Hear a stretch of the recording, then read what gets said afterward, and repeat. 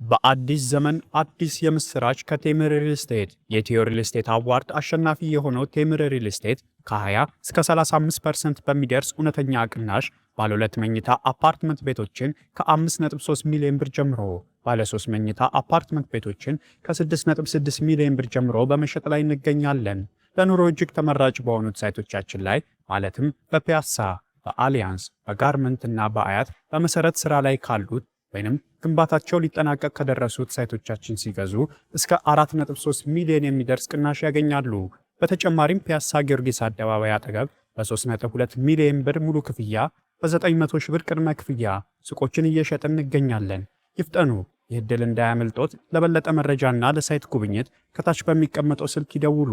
ቴምር ሪል ስቴት። ይህ አዋዜ ልዩ ሰበር ነው።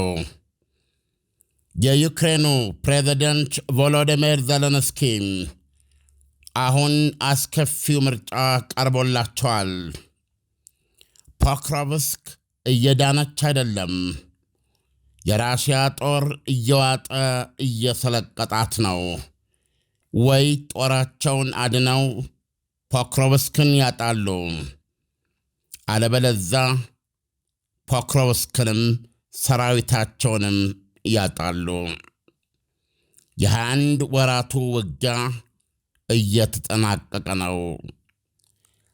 የራሽያ ሰራዊት እስካሁን የተፋለመባት ዋንጫ ፖክሮቭስክ ከ1000 ኪሎ ሜትር በላይ በተዘረጋው የምስራቅ ጦር ግንባር የሚካሄደው ፍልሚያ ግማሹ ማለት በሚቻልበት ሁኔታ የተነጣጠረው እዝች የዶነትስክ መግቢያ በር ፖክሮቭስክ ላይ ነው።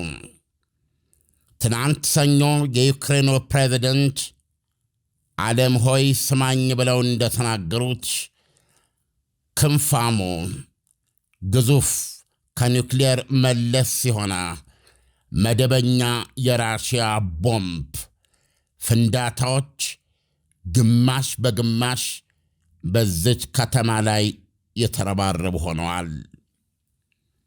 ራሽያ አሁን ከተማይቱን መዳፏ ውስጥ ናት።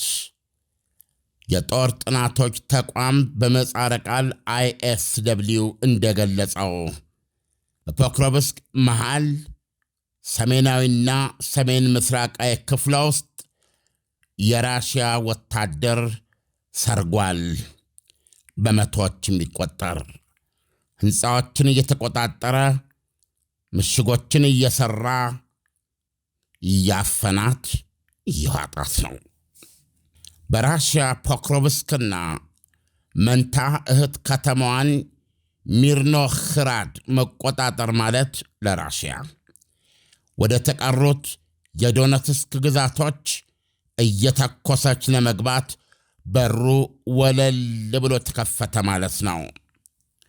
ሞስኮ በዚች የባቡር መናኸሪያና ወደ ድኒፕሮና ዛፖሮዥያ ሰተት አድርገው የሚወስዱ አውላላ ጎዳናዎች የተዘረጉባትንና የግዙፎቹ የክራማቶርስክና ስሎቫኒያን ግንባር ላይ የምትከፈት በር ከተማ ላይ አይኗን የጣለችው አድቪካን ከማረከች ማግስት ጀምሮ ነበረ።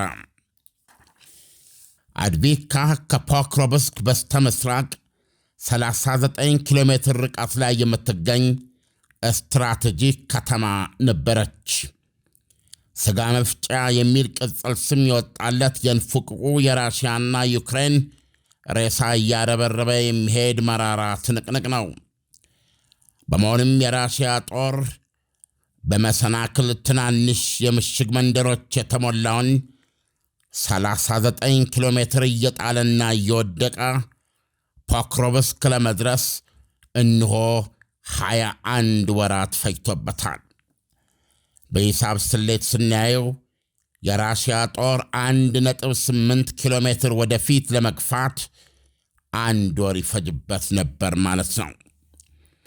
ራሽያ ፖክሮቭስክን ወደ አጠቃላዩ የዶነትስክ ድል የሚያስገባ ቁልፍ በር አድርጋ ስታየው፣ ዩክሬን ደግሞ የራሽያን ብልጫ ያለው የሰራዊት ቁጥር በጥይት የምትለቅምበትና ከፖክሮቭስክ በኋላ የሚቀሯትን የምሽግ ቀበቶ የተሰኙ ከተሞቿን ኮስቲያንቲኒቭካ፣ ድሩሽኪቭካ፣ ክራማቶርስክና ስሎቬንያስክን በራሽያ መዳፍ ሳይጨበጡ ዕድሜያቸውን ለማራዘም የምትገዳገድባት ከተማ ነበረች።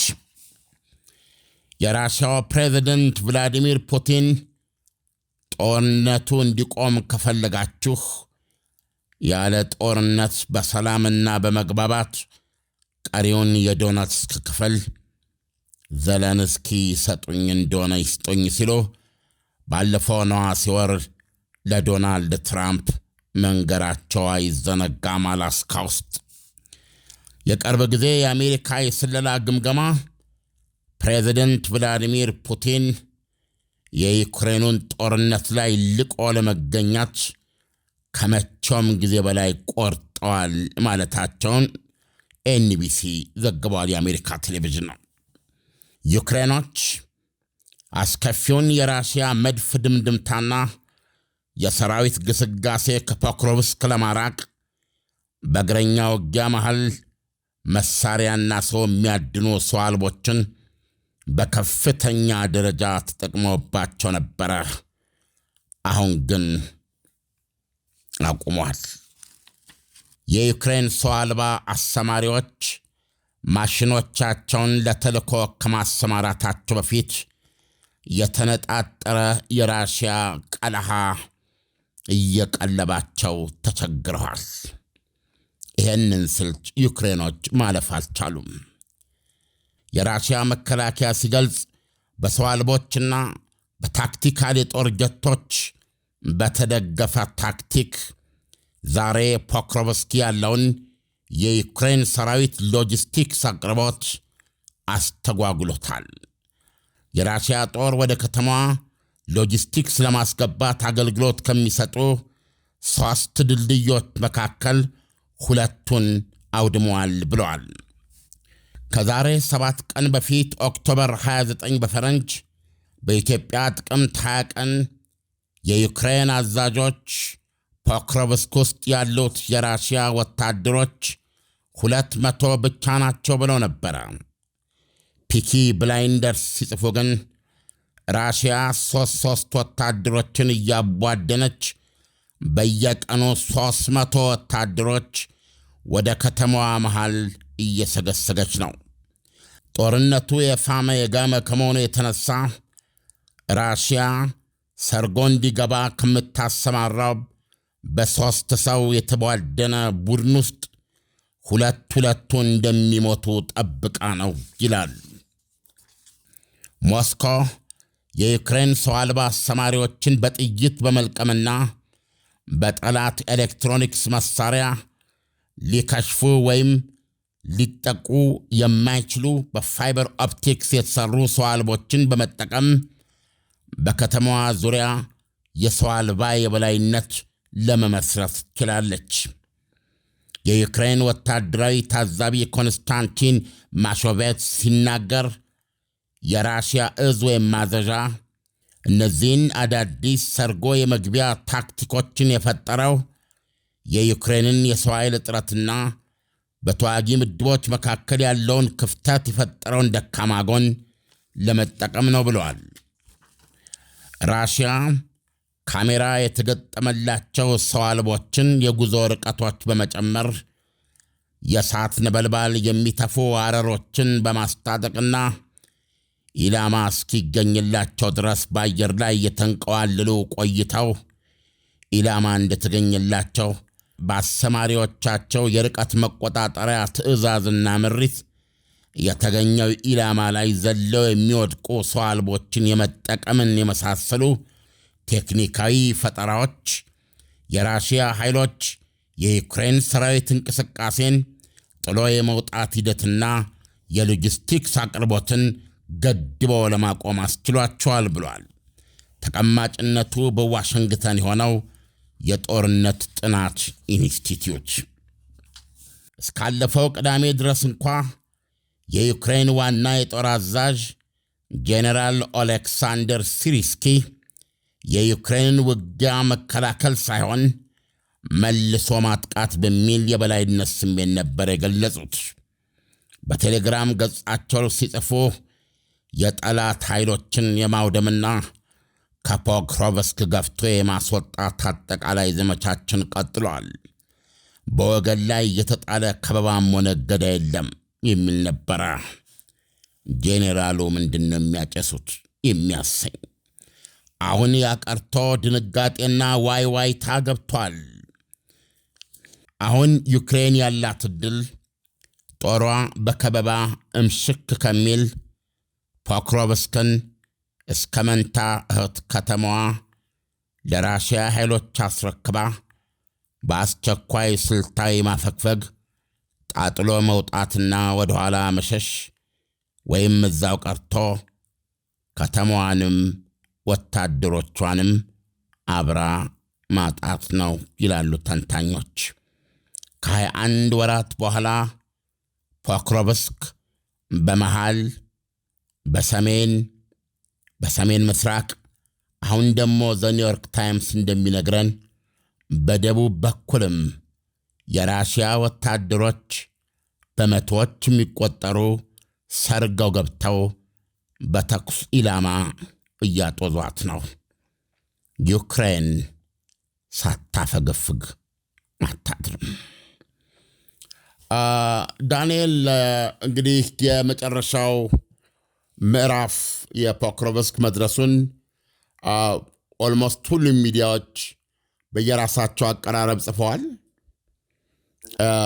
በሰማው መንገድ ራሽያ ጦርነቱን ለማሸነፍ የሚያስችሏትን ታክቲኮች ማዳበር ችላለች እና ዩክሬኖች በዋነኛነት የጠላትን መድፍ እንደዚሁም ሌሎችንም የእግረኛ እንቅስቃሴውንም ቢያንስ በ5 ኪሎ ሜትር ደረጃ ገድባ ለማስቀረት የቻለችበት ትልቁ አቅሟ የነበረው የሰው አልባ ውጊያ ነበረ እና አሁን ያነበብናቸው ዜናዎች በሙሉ ራሽያ ለዚህ የፈጠረችው መንገድ እንዴት እንደፈጠረችው እኔም አልተረዳውም። ውጤቱ ግን ሰው አልቦቹን ሳይሆን ሰው አልባ አስተማሪዎችን ተልኳቸውን ለመፈጸም ብቅ ሲሉ ጥልቅ የማድረግ ታክቲክ ነው እና ብዙዎቹን ገላቸዋለች። ይህም በመሆኑ ዩክሬን ሰው አልቦቹን የመጠቀም ዕድሏ በከፍተኛ ደረጃ ተመናምኗል። በአንጻሩ ግን እንደሰማኸው የራሽያ ሰው አልቦች በተለያየ እንግዲህ በሚተፉት እሳት በኤሌክትሮኒክስ መሳሪያ የማይመቱ በፋይበር ኦፕቲክስ የተሰሩ ሰው አልቦችን በመጠቀም ጃሚንግ የሚባለው በኤሌክትሮኒክስ ጃሚንግ የሚባለው አንደኛ ሰው አልባውን የኤሌክትሮኒክስ ሲስተሙን ስርዓቱን በማዛባት ወይ እንዲወድቅ ታደርገዋለህ፣ አለበለዛ ከዓላማው ውጭ ታደርገዋለህ። ያው ከጥቅም ውጭ ታደርገዋለህ ማለት ነው። ስለዚህ በኤሌክትሮኒክስ ጃሚንግ ትልቁ የሰው አልቦችን የመጣያ መንገድ ነው። ነገር ግን ይሄ ምንድነው? ይሄ ፋይበር ኦፕቲክስ ግን በኤሌክትሮኒክስ ጃሚንግ ሰለባ ማድረግ አችልም። እሱ ላይ መስራት አይችልም። ማቴሪያሉ በኤሌክትሮኒክስ እንድታጠቀው አያስችልም። ስለዚህ እነዚህ ሁሉ ተደምረው በአጠቃላይ በጦርነቱ ዙሪያ በከተማዋ ዙሪያ የሚደረገውን የሰው አልቦች ፍልሚያ ኦልሞስት በበላይነት ራሽያ ተቆጣጠረችው ማለት ነው እና ይህም መሆኑ ጦርነቱ ላይ ሰራዊቷን በያቧደነች ወደ ከተማዋን እንዲቆጣጠር ለማስረግ በጣም ነው ያስቻሏት ማለት ነው። በተጨማሪ ደግሞ ይሄ በዘመነ ሶቪየት ህብረት የነበረ ከባድ ቦምብ አለ እና ያ ቦምብ የፍንዳታ መጠኑ ወደ 2 እና 3 ሺህ ኪሎ ግራም ነው እና ይህም ቦምብ በአዲስ መልክ ክንፍ አውጥታለታለች ራሽያ። ክንፍ ስላወጣችለት ከርቀት በዚህ በስትራቴጂክ ቦምብ ወይም ከጦር ጀት ላይ ይጣላል። ከተጣለ በኋላ በራሱ ሞተር ክንፍ አለው ወደ ሚሳኤልነት ተቀይሮ ነው የሚመጣው እና ፍንዳታው መጠነኛ እሳተ ገሞራ የፈነዳበት ነው የሚያስመስለው የወደቀበትን መሬት። ይህንም ቦምብ ከ1000 በላይ በተዘረጋው ኪሎ ሜትር ላይ የጦር ግንባራቸው ላይ ግማሽ ያህሉን እንግዲህ ይሄን ሰፊ የጦር ግንባር ተከትሎ ነው ስትጥል የምትለው ይህንን ቦምብ ራሽያ። አሁን ግን ፖክሮቭስክ ላይ ነው ያረባረበችው ነው የሚለው። ይህን ያህል ፍንዳታ መጠን ያለው ቦምብ በየዕለቱ በጦር ግንባሩ ላይ የምታወላቸው ግማሹ ገሚሱ ፖክሮቭስክን የሚደበድበው ማለት ነው እና በዚህ የተነሳ ከ21 ወራት ከባድ ፍልሚያ በኋላ አሁን ያሉት ሁኔታዎች ጦርነቱን የሚከታተሉ ምንጮች በሙሉ የራሳቸው የዩክሬን ምንጮች ለዩክሬን ያላት ዕድል አሁን የቀራትን ጦር ማስወጣት የምትችልበትን ሁኔታ ፈጥራ ማፈግፈግ እና ከተቻለ አንጻራዊ የተሻለ ቦታ ፈልጎ ደግሞ ከኋላ እንደገና ከተማዋን ለቆ ሌላ ቦታ ተደራጅቶ በመቆም ውጊያን መቀጠል ይቻል እንደውም ማየት ነው ያለባቸው እንጂ የፖክሮቭስክ ነገር አልቋል ነው የሚሉት።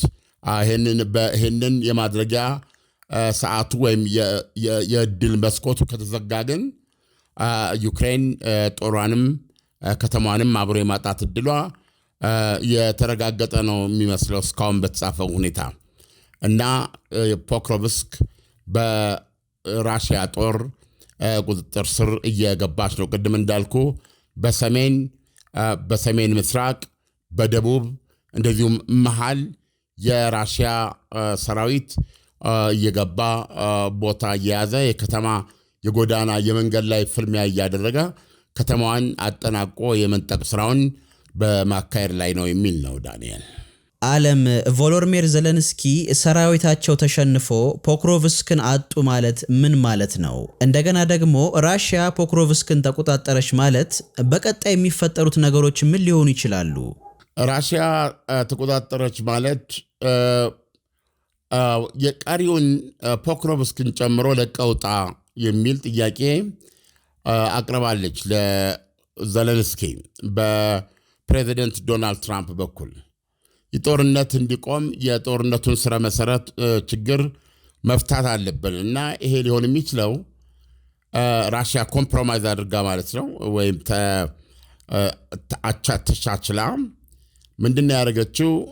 ዛፖሪጂያና ኬርሶን በያዘቻቸው ግዛቶች ከ60 እስከ 70% ይዛቸዋለች። እዛ ላይ ትቆማለች እና ቀሪዎቹም ይለቀቁልኝ ብላ አትጠይቅም ወይም ቀሪዎቹን ለማስለቀቅ ውጊያ አታደርግም። ስለዚህ የጦርነት እንዲቆም ራሽያ ይሄንን እድል ስትሰጥ የዩክሬኑ ፕሬዚዳንት ዘለንስኪ ደግሞ ቀሪውን የዶኔትስክ ግዛት ይልቀቅን ያስረክበኝ ያለ ጦርነት የሚል ያቀርቡት። እንግዲህ ለአድማጮቻችን ግልጽ ለማድረግ የዩክሬን ምስራቃዊ ክፍል ያው ሰሜን፣ ምዕራብ፣ ደቡብ፣ ምስራቃዊ ክፍል ዶንባስ ተብሎ ይጠራል። ይህ ዶንባስ ተብሎ የሚጠራ የዩክሬን ምስራቃዊ ክፍል በውስጡ 2 ግዛቶች ይዘዋል። እነዚህ ግዛቶች ዶኔትስክና ሉሃንስክ ይባላሉ። ራሽያ ሉሃንስክን 99% ይዘዋለች። 1% የምትሆን የቀረቻት የሉሃንስክን። ስለዚህ እሷንም ቢሆን ዩክሬን ትልቀቅ እያለች ነው። እዚህ ግባ የሚባል አይደለም። እንዋጋ ቢሉም አንድ ቀን የሚፈጅ አይደለም። የዋናው ውጊያው የተካሄደ ያለው የቀረው ዶኔትስክ አሁን ራሽያ 80 ወይም 81 በመቶ የሚሆነውን ይዛለች። የዶኔትስክን የቀረውን በፊት 30 በመቶ ነበር የሚባለው። አሁን ሌተስት ያየሁት ቁጥር እንግዲህ 80 በመቶ ገደማ ነው የራሽያን ያስቀመጠው። ስለዚህ ምናልባት የፖክሮቭስክን መጨመር ስታይ ከ20 በመቶ በታች ሊሆን ይችላል የቀረው። ይህንን አስረክብና ጦርነቱን ተኩሱ ያቁም በያለንበት የሚለውን የራሽያን ሐሳብ የዩክሬን ዘለንስኪ እምቢ ብለዋል። ተዋግተው ውሰድ ነው ያሉት። አሁን ተዋግተው ውሰድ ማለት እንግዲህ በዋነኛነት አሁን ራሽያ ፖክሮቭስክን ከተቆጣጠረች በኋላ የሚቀሯት የዶኔትስክ ግዛቶች በዋነኛነት ክራማቶርስክና ስሎቪያንስክ የሚባሉት ትልልቅ ከተሞች ናቸው። ከፖክሮቭስክ በኋላ ራሽያ ኃይሏን በማጠናከር ቀጥታ እነሱ ላይ ነው ውጊያ የምትከፍተው ማለት ነው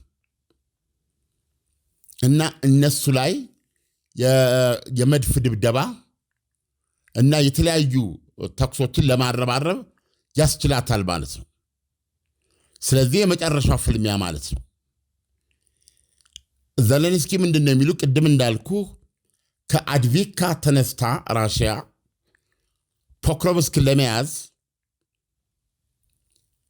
የ39 ኪሎ ሜትር ርቀት 21 ወር ፈይቶባታል። በዚህ በ21 ወር ጊዜ ውስጥ በ39 ኪሎ ሜትር ጉዞ ውስጥ ደግሞ የወደቁ ወታደሮችን ከሁለቱም በኩል አስላው። ልክ እንደዛ ሁሉ አሁን ደግሞ ከፖክሮቭስክ ተነስተው ክራማቶርስክን እና ስሎቪያንስክን ሁለቱን ለመያዝ ደግሞ እንደዚሁ ተዋክተው ይሰዱ የሚል አቋም ነው ያለው በዘለንስኪ በኩል። እንግዲህ ዘለንስኪ ምን ይጠቅማቸዋል ነው ፖክሮቭስክ ላይ የሚያደርጉት ውጊያ? ይሄ መሟሟት ምን ይጠቅማቸዋል? አንዱ ራሽያ ነች አሸንፋ ቦታዎችን የመቆጣጠር ሞቲቭ ያላት ራሽያ ናት። ስለዚህ ዩክሬኖች ባለ በሌላ ኃይላቸው እዚህ ጋር ሲዋጉ ፖክሮቭስክ ላይ ራሽያ የሰው ኃይል መጨመር አለባት አይደለም? አጥቂ ስትሆን ከጠላት ቁጥር እጥፍ መሆን አለበት። አሁን እንደሚያስቀምጡት 8-1 ነው ይላሉ ቦታው ላይ ያላቸውን ቁጥር። የራሽያ ጦር 8 እጥፍ ይበልጣል ነው። 170 ሺህ ጦር ነው በዚህ ግንባር እያረባረበች ያለችው ለምሳሌ ራሽያ። ስለዚህ ዩክሬኖች ምን ዕድል ይሰጠናል? የራሽያን ሰራዊት በጥይት ለመልቀም ዕድል ይሰጠናል ብሎ ያስባሉ። ለምን? ቦታ መያዝ ስላለበት፣ መቆጣጠር ስላለበት፣ መራመድ መሄድ ስላለበት ምሽግ ውስጥ ሆና ተጠናክራ ራሷን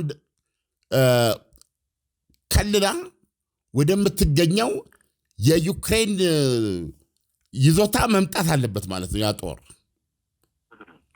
ስለዚህ በዚህ ውስጥ የበለጠ የመግደል ዕድል ታገኛለች ማለት ነው ዩክሬን። አንደኛ የራሽያን ሰራዊት ቁጥር ማመናመን በመፈለግ ነው ይህንን ቦታ ላይ አጠንክራ የተዋጋችሁ ማለት ነው።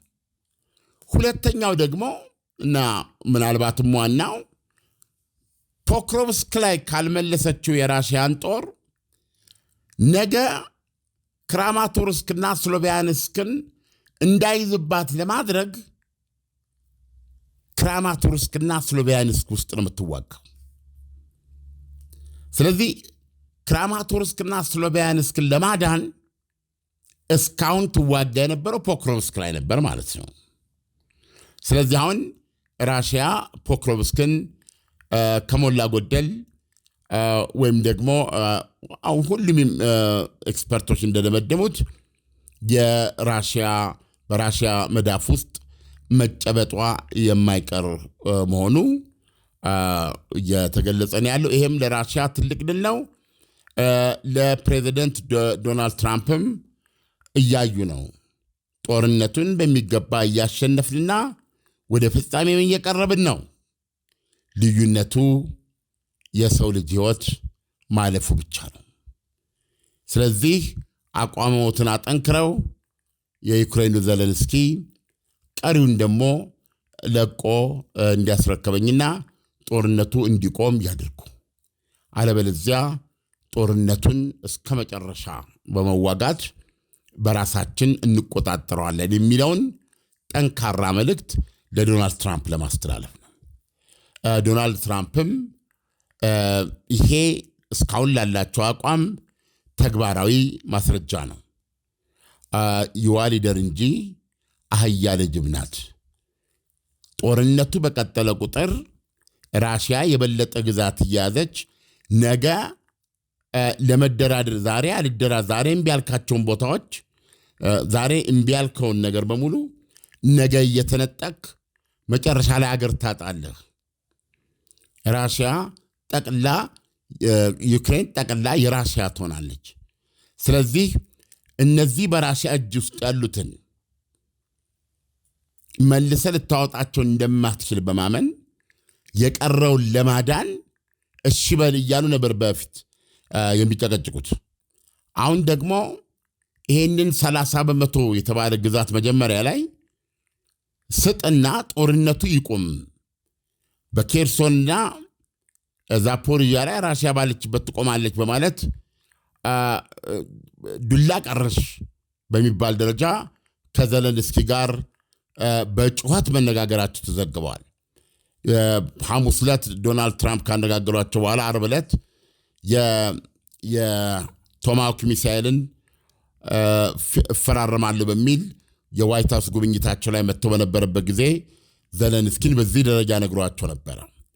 አሁን ቭላዲሚር ፑቲን ይችን ከተማ በእጃቸው አስገብተው አሁን ለዓለም ሲታይ ዘለንስኪ እውነቱን ለመናገር ሞራሉም አይኖራቸውም። ጦርነቱን መቀጠል አለብኝ ቢሉ የራሳቸውን ዜጎች ወታደሮቻቸውን ማስጨረስ እንደዚሁም ደግሞ ከተማዎችን በሙሉ የማውደም ዓላማ ካልሆነ በስተቀረ ምክንያቱም ዶናልድ ትራምፕ በዚህ ጦርነት የሚያልቀውን ሰው እናትርፍ የሚል ነው አቋማቸው። ስለዚህ ዘለንስኪ ምንም ጆሮ የሚሰጣቸው አይገኝም ማለት ነው። ስለዚህ የፖክሮቭስክ መያዝ ለቭላዲሚር ፑቲን ጦርነቱን አስፈላጊ ከሆነ በውጊያ የመጨረስ ብቃታቸውን የሚያረጋግጥ ሲሆን፣ በሌላ በኩል ደግሞ ዘለንስኪ ከንቱ ጦርነት እያደረጉ እንደሆነ በማረጋገጥ የበለጠ ከባድ ጫና ከአሜሪካ በኩል እንዲመጣባቸው ምክንያት ሊሆን ይችላል። ይሄ ነው ዋና ዓላማቸው። ዓለም የመጨረሻ ጥያቄ፣ ዶናልድ ትራምፕ ወይም አውሮፓውያኑ ራሽያ ፖክሮቭስክን ስትቆጣጠር ዝም ብለው ሊያዩ ይችላሉ ማለት ነው? እና ምን ሊያደርጉ? እዚህ ሰዓት ውስጥ ገብተን እናድናለን ብለው እንደ ኔቶ እንገባለን ቢሉ ወደ ኒውክሊየርን የሚቀየረው ጦርነት ይሄ አስቀድሞ የተቀመጠ ነው። አንድ የአውሮፓ ወታደር የዩክሬን ምድር ቢረግጥ ኔቶ እንደገጠመኝ ነው የምቆጥረው የሚል የራሽያ ማስጠንቀቂያ አለ። ማለት ቁጥሩ በአነስተኛ ደረጃ እስከሆነ ድረስ ደግሞ እሱንም ኢላማ እናደርገዋለን የሚል አመለካከት አለ የራሽያ። ስለዚህ ዩክሬንን መሐረብ በማቀበል ታላቅ እሳት አለ እንጂ የራሽያ ጦር ላይ እጅን ማንሳት አትችልም ከዩክሬን ጦር አጠገብ ሆነ። ያ ማለት ወደ ኒውክሌር አመድነት ለመቀየር ትኬት እንደመቁረጥ ነው የሚቆጠረው። ዓለም ለትንታኔው በጣም አመሰግናለሁ። መልካም ምሽት ይሁንልህ። መልካም ምሽት ዳኒ። በአዲስ ዘመን አዲስ የምስራች ከቴምር ሪል ስቴት። የኢትዮ ሪል ስቴት አዋርድ አሸናፊ የሆነው ቴምር ሪል ስቴት ከ20 እስከ 35% በሚደርስ እውነተኛ ቅናሽ ባለ 2 መኝታ አፓርትመንት ቤቶችን ከ5.3 ሚሊዮን ብር ጀምሮ፣ ባለ 3 መኝታ አፓርትመንት ቤቶችን ከ6.6 ሚሊዮን ብር ጀምሮ በመሸጥ ላይ እንገኛለን። ለኑሮ እጅግ ተመራጭ በሆኑት ሳይቶቻችን ላይ ማለትም በፒያሳ፣ በአሊያንስ፣ በጋርመንት እና በአያት በመሰረት ስራ ላይ ካሉት ወይንም ግንባታቸው ሊጠናቀቅ ከደረሱት ሳይቶቻችን ሲገዙ እስከ 4.3 ሚሊዮን የሚደርስ ቅናሽ ያገኛሉ። በተጨማሪም ፒያሳ ጊዮርጊስ አደባባይ አጠገብ በ3.2 ሚሊዮን ብር ሙሉ ክፍያ፣ በ900 ሺህ ብር ቅድመ ክፍያ ሱቆችን እየሸጥን እንገኛለን። ይፍጠኑ! ይህ ዕድል እንዳያመልጦት። ለበለጠ መረጃና ለሳይት ጉብኝት ከታች በሚቀመጠው ስልክ ይደውሉ። ቴምር ሪል ስቴት